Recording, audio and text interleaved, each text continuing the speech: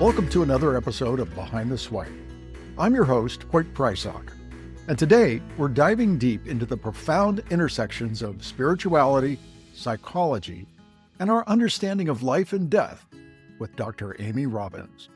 But before we embark on this engaging conversation, I want to take a moment to highlight our exciting new series, Julie's Journey, a Behind the Swipe dating makeover. Last week, we introduced you to Julie, who's bravely stepping back into the dating world with the help of our expert team. She's currently working with our top makeover experts, and we're capturing every step of her transformation. In a few weeks, we'll dedicate another entire episode to her progress, sharing insights and breakthroughs that promise to resonate with many of you navigating this similar path. Now, back to today's special guest. Dr. Amy Robbins is not only a clinical psychologist with nearly 2 decades of experience, but also a spiritual intuitive who explores life's deepest questions on her podcast, Life, Death, and the Space Between.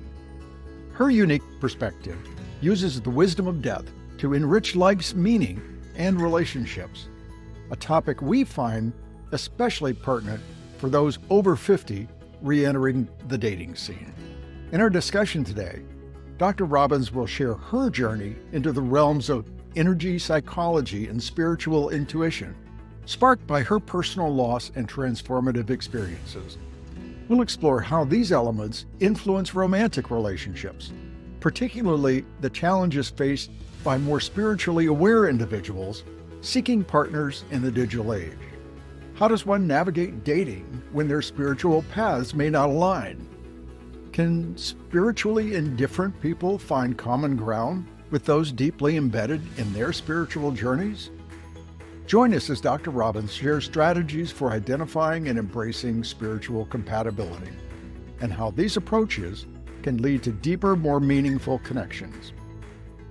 Whether you're spiritually curious or deeply devoted, today's conversation will offer valuable insights into living authentically and loving wisely. So, without further delay, I bring you my conversation with Dr. Amy Robbins. Dr. Amy Robbins, it's a pleasure to have you here on Behind the Swipe today. Thank you so much for coming. Thank you so much for having me.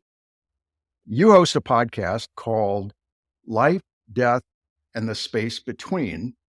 And you had a very close friend of mine, Dr. Karen Louise, on as a guest a few weeks ago. And during your conversation, it occurred to me that because of her awareness of her energy level and her evolvement from a spiritual standpoint, that's going to make it tough for you to date out in the real world. And so I wanted to explore some of those topics with you as we go through the show here today.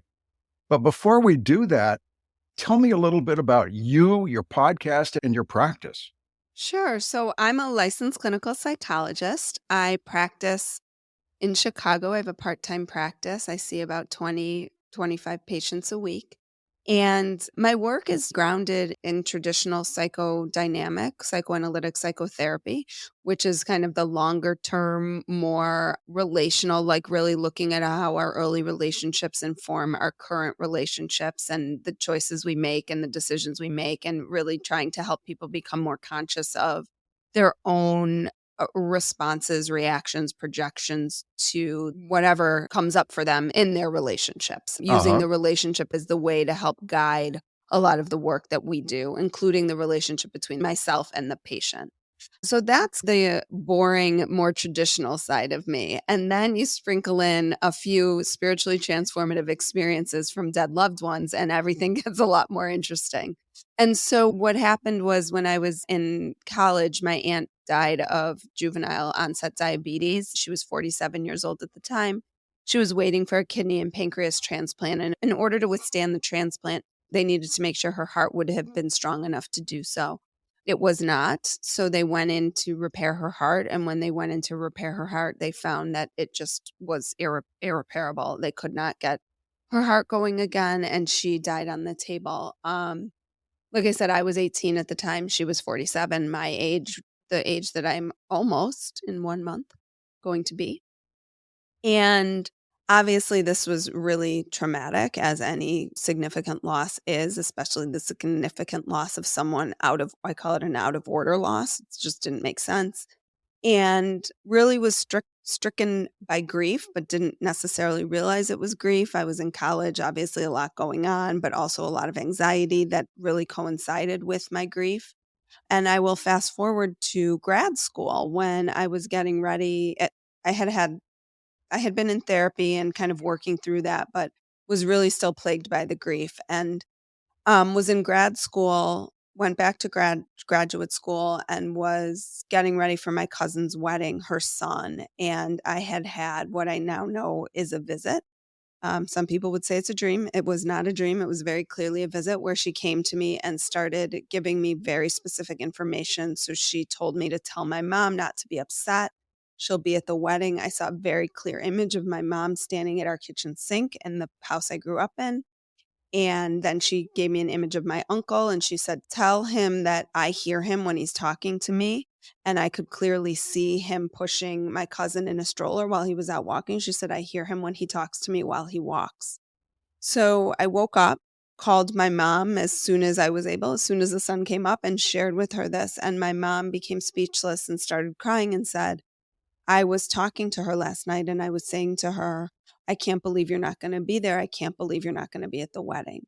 And then I called my uncle and the same thing. He validated the experience that I had had. He said, "That's when I speak to her, when I'm out walking and running." And I thought, "Okay, well, that was an interesting experience. What happened?" And I went to grad school that day and I had a professor who was very grounded in psychoanalytic psychotherapy, but also very spiritual and was did a lot of training with indigenous cultures and indigenous healing practices, and so I knew she would probably be able to help guide me.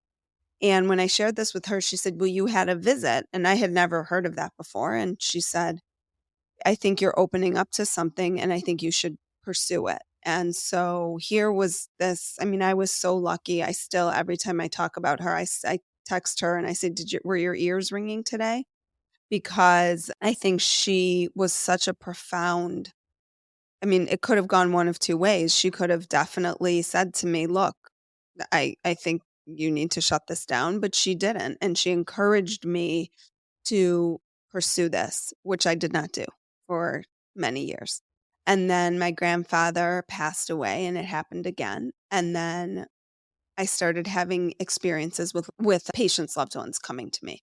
And Uh-huh. at that point, I realized there's something more happening here, and I need to get a grip on this. I really need to understand what's going on. And so you decided to really dig deep into this vein for you from a professional standpoint at that stage. And I'm guessing from a personal standpoint as well.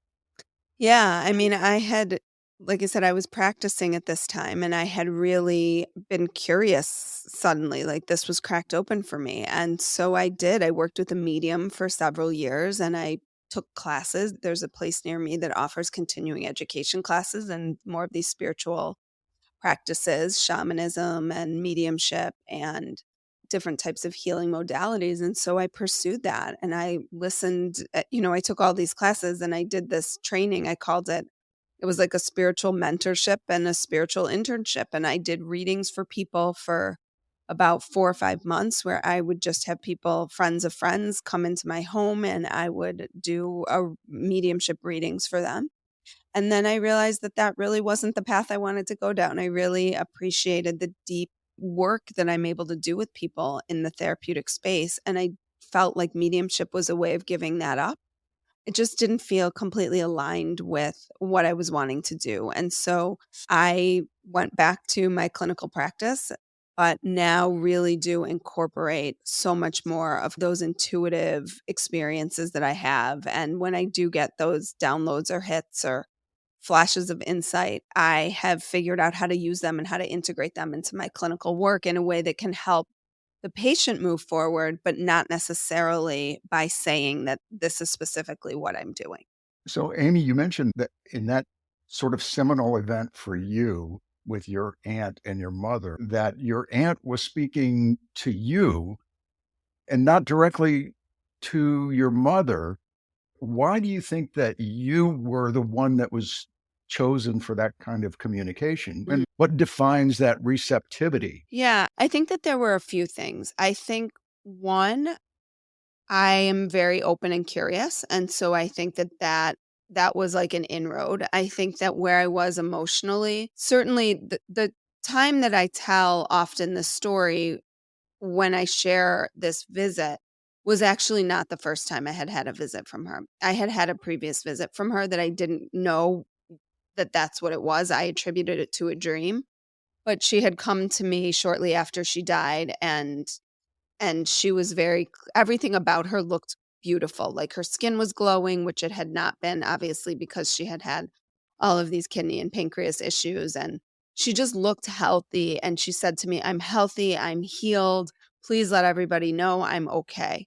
So I had had that previously, but I didn't know that that's what it was, and I'm guessing that part of why she came to me was because I was so in the throes of grief and really struggling with the experience, but also really open to these possibilities. And I think I continued to cultivate that. I think maybe being psychologically minded, perhaps. Honestly, on some level, I'm not really sure why she came to me. There was an easy inroad, and I was open to it, and she took it. I think that's kind of the big thing. It definitely frustrates my mom a little bit that she's never come to her in that way. She comes to her in other ways, but not as specific as that was. Well, I would guess that if that kind of experience happened for probably the majority of people, they would be quick to attribute that to, oh, that was a dream, right? And then Mhm. pass it off. And you were curious enough to turn around and actually listen. Right. I think because when I shared it, it was validated. It wasn't just like, "Oh, that's nice." It was like, my mom had said specifically that was exactly what I was doing last night in that exact spot. And same Hmm. with my uncle. I mean, I didn't go from that experience right into mediumship, right? I had No. that experience and just did chalk it up to like that was a one-off thing. And then when it started happening more frequently, and when I had a little bit more mental space, I wasn't in grad school anymore. I had the second time it happened, I had already had my second child. So it wasn't like I was in the throes of the practicalities of life. I had a little tiny bit because my son was still a baby, but a little bit more space to start to access these different states, these non-ordinary states of consciousness, which I think is Uh-huh. what allowed for that. You talk about on your website and in many of your social media communications about using the wisdom of death to tap into your essence and live a more meaningful life. What does that mean to you? So, a lot of people talk about purpose, and I don't see it that way. I think that our soul comes here. I do believe we are not just here once, we come here multiple times. Many people who've had near death experiences talk about this concept of a life review where they experience their life as soon as they die, like in that instant, from the perspective of the people around them. So, good or bad. So they might step into each person's shoes, and sometimes they have incredible experiences where they feel how that person felt. And sometimes that's good, and sometimes that's not so good.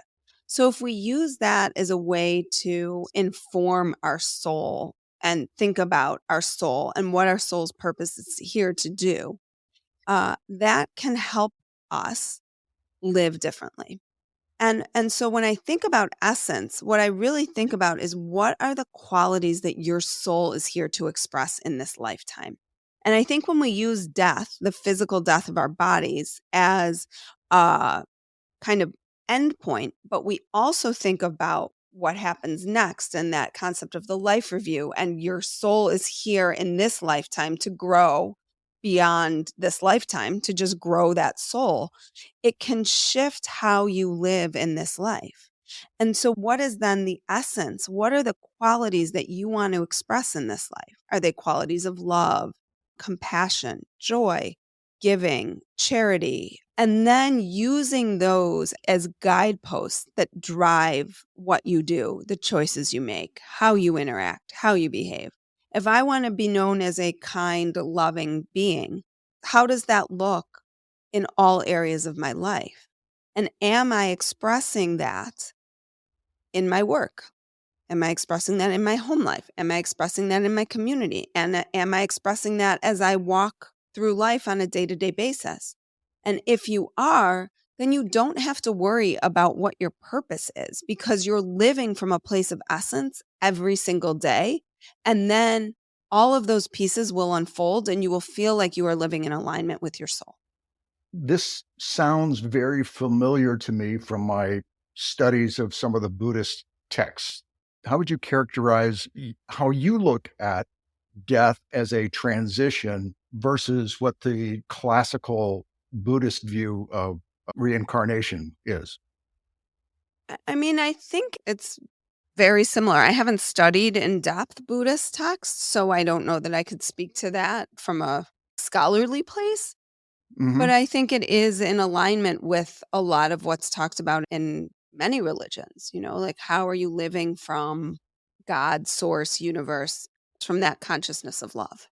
And this understanding of death, I mean, for a large majority of people today, live in fear of death and Mhm. believe it to be some kind of termination that's worth running away from and avoiding at all costs. And of course, anybody that's living a full life wants to continue to live this full life and enjoy it. But how does understanding that being a transition and impermanence, then what does that release in you that allows you to live more fully in the present moment?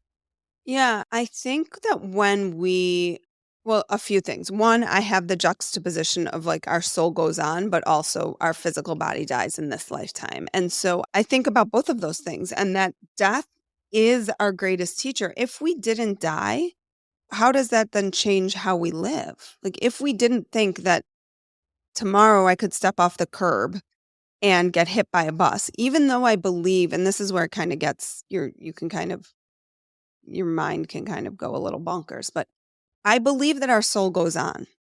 Uh-huh. And I also believe that if tomorrow I get hit by a bus, I'm not here in the same way. I am no longer embodied. So, and the people that I love are left behind. So, how do I want that to inform how I live every day?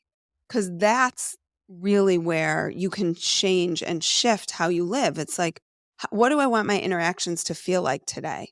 One, because how do I want the people around me to feel if I died tomorrow? And two, what does that mean about my soul continuing? What is that soul going to look like? What is it going to feel like when I have that life review? Do I want to experience the pain and suffering that I've caused in others?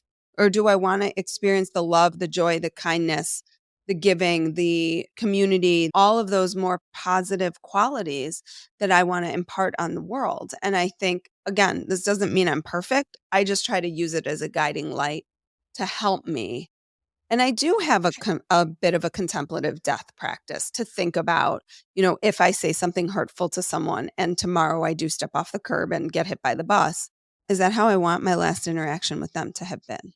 One, Hmm. for my human self, and two, for my soul self.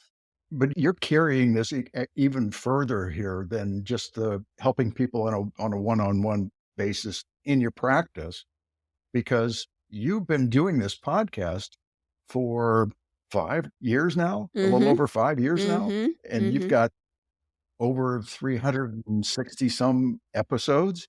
This must be a mission for you. So tell me about what you do with the podcast and why that's important to you. I started the podcast when I was finally comfortable with the fact that this was my truth.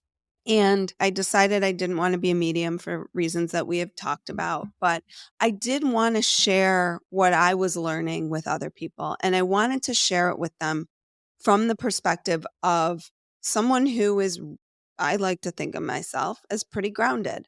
Uh-huh. I'm a mom. I have 3 kids. I volunteer in the community. I, you know, do my grocery shopping and my cooking and my laundry and like all the things that people do.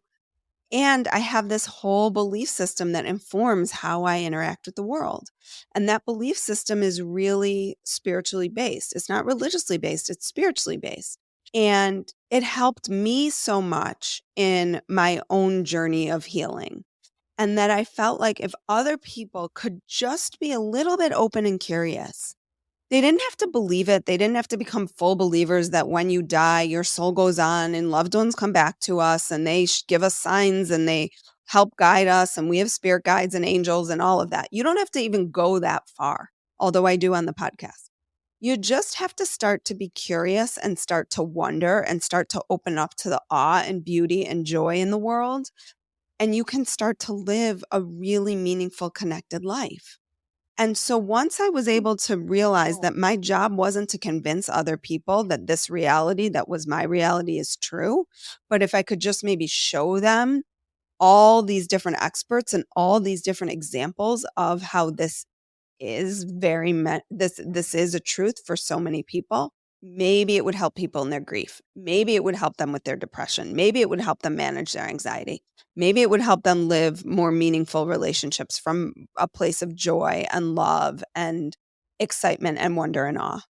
And so that was really in many ways the impetus for the podcast was like, can I just bring this into the consciousness in a way that feels digestible for people, that isn't super woo, that I'm not just talking about always connecting with dead loved ones, but that it's done in a really grounded way to help you grow. And that's where, when I was just doing the mediumship, my fake mediumship and my mediumship internship, I felt like the what's next. Like, okay, you have this information. Now what? What are you going to do with it? How are you going to use it to grow?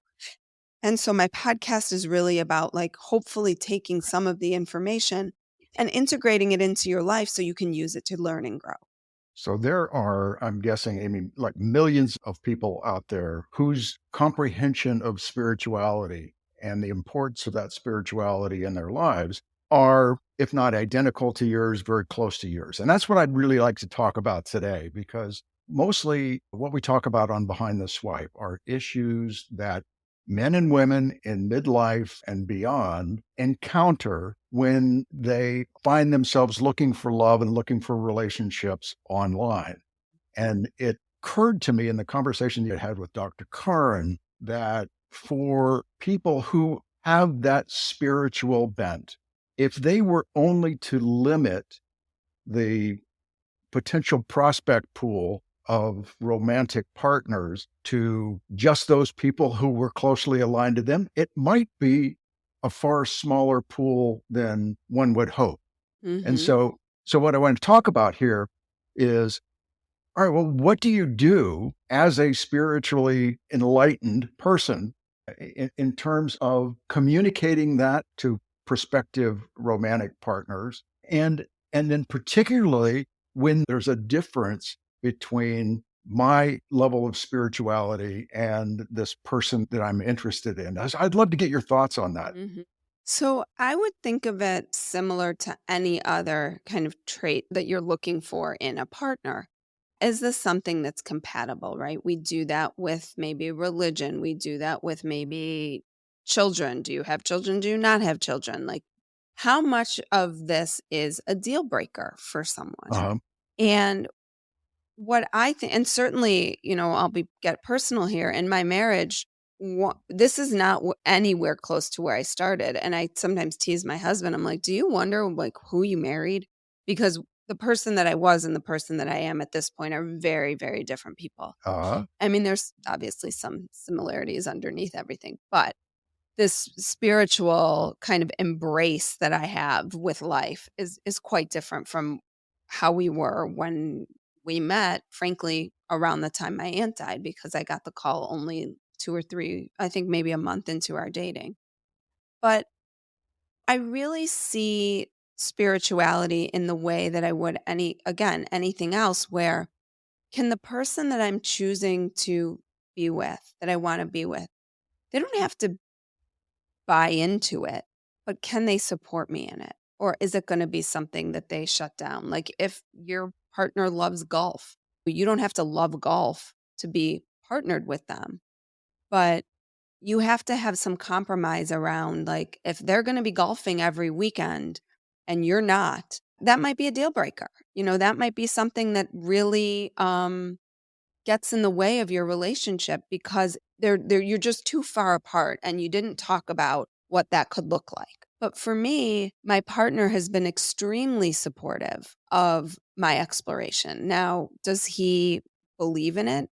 I don't think, maybe sometimes he's a little bit curious, but Yeah. he doesn't understand it, and he wants to understand like the nuances behind it all, and he wants it all explained to him. And so I think, like in any relationship, this is where the therapist in me comes in. It's always about communication. It always goes back to communication. How are you communicating with someone that you're dating that this is an interest of yours, that this is something you're, curious about, and just getting a sense for where they fall with that? How do they feel about it? What do they think about it?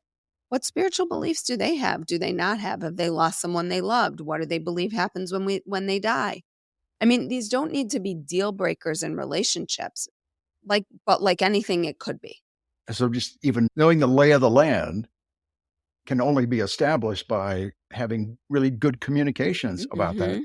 And like you said, it doesn't have to be the third degree or a big grilling right up front.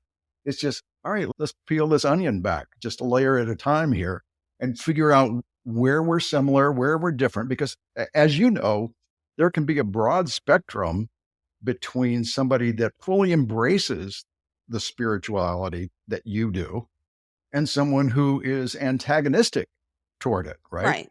Right. Right. And I think if someone's antagonistic towards it, that gives you insight into the person that they are. So spirituality to me is, again, just one other kind of part of my personality. And this happens in my friendships too. I certainly have many friends who have no interest in this. They don't believe in it. They don't listen to my podcast. They don't want to hear about my meditations or my spirit guides or any of that. Now, I know it's different in a intimate relationship because there tends to be more, you might be taking more time away or things like whatever it is, bringing practices into your home. But again, I think you can get to a point in a relationship where you don't need someone to do everything you're doing the way that you're doing it. You just need them to support you in doing it and not criticize or critique or question or degrade you for doing it. Then that's really where healthy relationships can grow and develop. It's like you are you and I am me. And part of what I love about my husband is that sometimes he'll push back on me and he'll be like, Yeah. sure about that. Or why do you think, help me understand, explain that to me. Uh-huh. And again, that he's supportive of my work. He's supportive of my exploration. He's And supportive of my spirituality, but he doesn't need to be fully in the passenger seat of it all. so how do you suppose, Amy, that, most people that are dating in their 40s and 50s and beyond right now are actually dating online. And so you're seeing all these profiles with just a little bit of text and a few photos. Are there any in your mind? Obviously, you haven't lived in that world for a long time, if Yeah. at all. But I live in it with my patients, so I'm well versed in it. I do a lot of my patients are, middle-aged and are either widowed or widowers or divorced.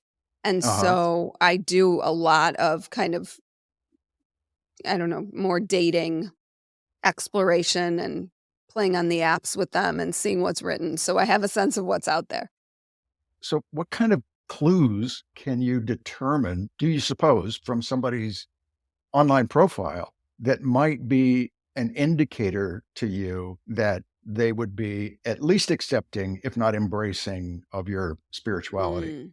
Well, I think you have to maybe go beyond the online profile, but I think that some red flags around spirituality typically would be like, I don't even want to say because I feel like it would almost be stereotyping to say this means that they're not spiritual and this means they are.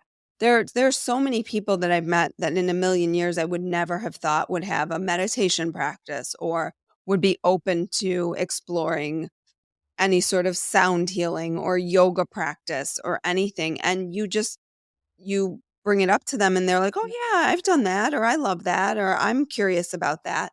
So I think that I would wanna certainly be careful making assumptions about someone. I mean, I think you can probably better assess something like that in a conversation.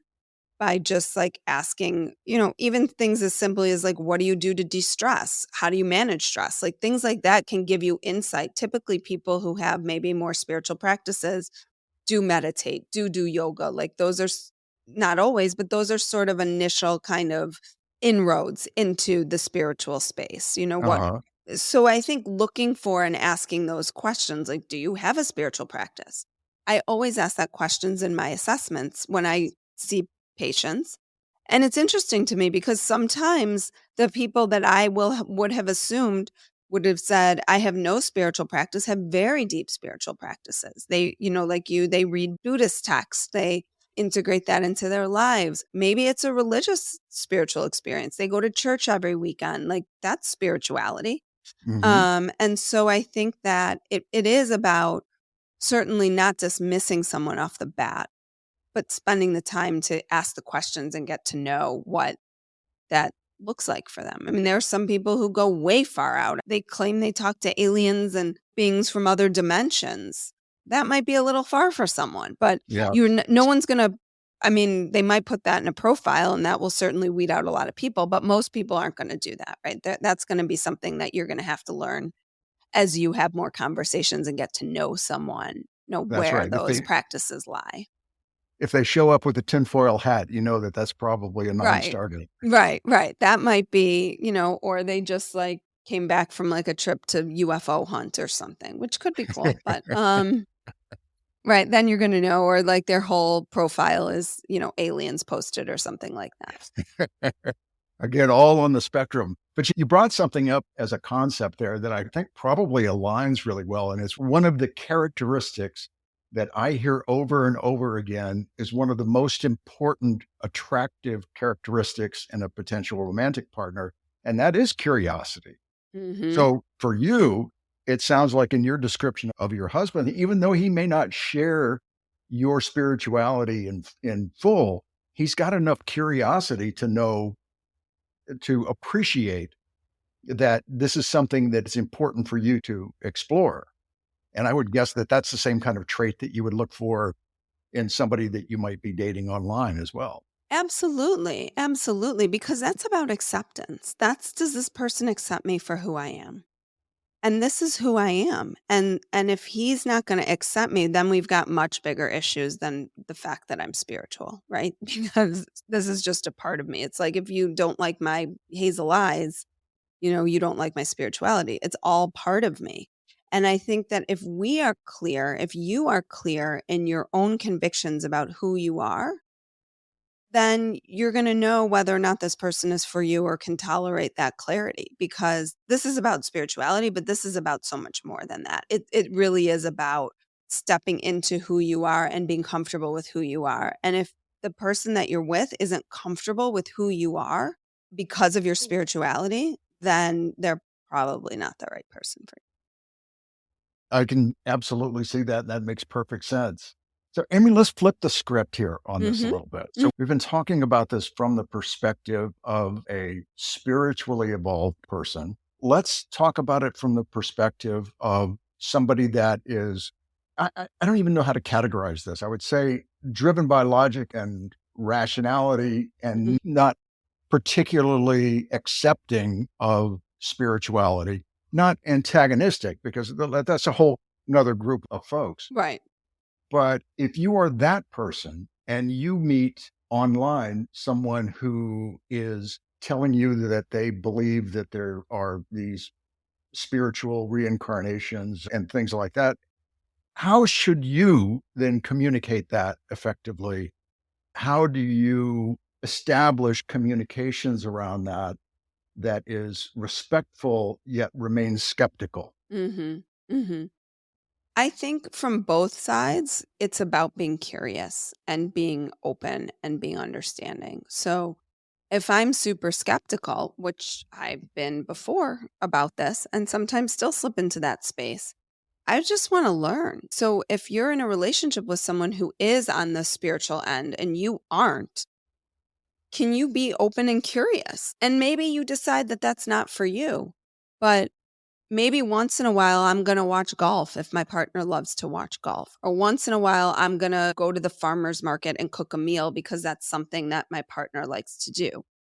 It doesn't mean that I have to become a chef. It just means that sometimes I engage in things with the person that I care about because I want it to feel like a partnership and I want it to feel loving and supportive and warm and caring and all of the things that make relationships good. You can be a skeptic and not be an asshole, right? Like Yes. you can ask questions and be curious and not be rude about it. And I think that then that shows that there's respect in the relationship. There's just a basic level of like you don't need to believe what I believe. I don't need to believe what you believe, but we can be respectful of what the other person believes. Well, it doesn't in a relationship, doesn't that cut across all of these elements where there might be differences? Mhm. There's not respect, then you really probably don't have a basis for a relationship. Exactly. Exactly. So, how else does this play out for you and for the people that you work with in terms of improving your relationships, not just your romantic relationships, but more broadly in your relationships with other people? As you've evolved in your Mhm. understanding of your spirituality, how have you changed in the Mm. way that you deal with other people? And what does that do to the quality of your relationships? I think I'm more honest with myself. I'm more accepting of myself. So, and that's all of my humanness. Like, that is the parts of me that are critical and judgmental and at times envious, and also the parts of me that are loving and warm and kind and open and accepting. And so, I think that as a whole, I've just personally become much more accepting of the whole of myself and the whole of others, like that we are each on our own path here. My path is not your path is not my path. My job isn't to get you over to my path. And this plays out in my relationships, in my friendships, in my parenting, in my community. My kids, for example, they are all on their own journeys. So, what I want for them and what they want for themselves are two different things. And I can't project all of my stuff that I want for them onto them because then they are no longer their own little spiritual beings who are here on their own path. And so I think that that really, because that was the impetus for the podcast, and once I was able to get out of my own way with that and get away from trying to convince other people, like if other people just believed what I believe, then in some way that would validate what I believed and that I couldn't believe it on its own merits. And I think once that shift happened for me, everything else just became so much easier because it was my truth that I was speaking and I could speak from that place of authenticity and vulnerability and truth. And I no longer needed the approval of other people. It's something that I so intuitively know in my core that it really doesn't matter what other people think about it. And so when you stop caring what other people think, your whole world changes because how you behave changes, how you interact with people changes, how you present yourself changes, and you can step into being more fully who you are. And I think as a result, everything just is better from that place. So let's bring this back to one of the topics that we started talking about, which was the topic of one potential partner being spiritually more evolved and the other not being so. It sounds like in your personal relationship with your husband, you're not bent on bringing him over to your view. Mm-mm. And how do you counsel people around that particular issue? Because naturally, if it brings you joy and contentment and fulfillment in the beliefs and practices that are associated with this, you want to share that. But there's a line of respect that says maybe you shouldn't, right? So how do you counsel people around not overselling? Mm. I think if there's things that you feel like you're not sharing, you need to look at why you feel that way. I think if I couldn't express this part of who I was in my relationship, then I need to be looking at myself and why I'm maybe staying in a relationship where I can't do that. And I get that this is complex and there can be many reasons for that. And I'll invite my husband along with me to things. So I'll say to him, "Do you want to come to a sound bath?" Which for some people would feel really woo and way out there. And he said yes. And he came and he had an amazing experience. And he's like, "I can't believe," sometimes I'll go without him. He'll be like, "I can't believe you went without me." Or I'll introduce him to meditation and say, "You should try this." Like, it doesn't need to be like you need to sit and communicate with your spirit guides. But there are all kinds of spiritual tools and practices that one can bring into a relationship that don't have to feel so out there and woo. Again, to go back to the analogy of golf, which is so stereotypical, but it works right now. Like, I don't necessarily need to play 4 days in a row, 36 holes, but maybe I go to the driving range every once in a while. That there's that give and take in any relationship. And again, like I'm sitting here, I've got like my oracle deck, I've got my sprays, I've got my incense, I've got my crystals, like I have it all. And I don't need to throw it in his face like this is you have to do this. Because then I need to look at why it's so important for me to need him to do this. What does that Uh-huh. then mean for me? What does that mean about what I feel like I need that I can't look within myself and find? So, Amy, is there anything else that you can think of that's relevant to this topic that we forgot to cover? I think it's just about exploring your relationship from a place of openness and curiosity and not shutting down someone else's ideas and not being afraid to share your own because each are valid and important. And if you are in a place where that's happening, then I do think might be a time to look at the sustainability of the relationship because you're not being true to yourself and to who you are. And spirituality or not spirituality, that should cover all aspects of your relationship. Well, that is very, very sage advice. Dr. Amy Robbins, before we leave here today, remind people how they can find your podcast and remind people how they can find your website and find you on Instagram or any of the other socials. Sure. Thank you so much, too, for having me. So I am anywhere you get your podcasts. It's Life, Death, and the Space Between. You can find me on Instagram, which is where I'm the most active at Dr. Amy Robbins, and I do reply to DMs and everything in there. And you can find me on my website at dramyrobbins.com. I've got a course coming out. I've got a community that you can join called the Space Between Community. If you are a donator, if you are a Patreon or you donate to the podcast, you automatically get added to the community. So it's just a space for people to explore and discuss all different aspects of spirituality and how they're integrating it into their lives. Well, Dr. Amy Robbins, thanks so much again for being here and shedding so much light on a complicated topic. This has been fantastic. Thank you so much. Thank you so much for having me.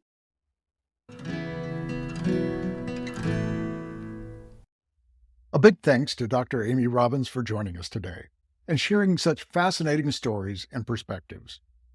Today, we explored how the awareness of our own death can actually enrich our lives and relationships, highlighting the importance of spiritual compatibility and mutual respect in the realm of online dating, especially for those of us re-entering this world later in life. To our listeners, keep these insights in mind as you navigate your own paths, whether you're deepening your own spiritual connections or just starting to explore these aspects. Remember, there's a profound strength in authenticity and open-heartedness in your relationships. Thank you for tuning in to Behind the Swipe. I'm your host, Hoyt Prysock. Until next time, swipe fearlessly.